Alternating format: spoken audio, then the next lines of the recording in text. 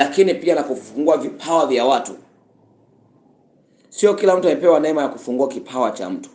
Wewe umepewa neema ya kufungua pia na vipawa vya watumishi wengine. Wale watu ambao wana huduma unawafungua.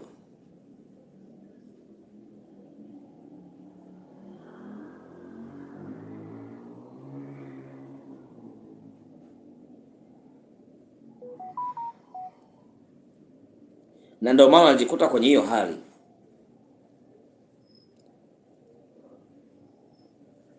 Baba, ninaomba kwa ajili ya mtumishi wako. Ninamwombea neema na uweza wa Kristo. Ninaomba revival. Revival. Revival. Revival. Revival. Revival.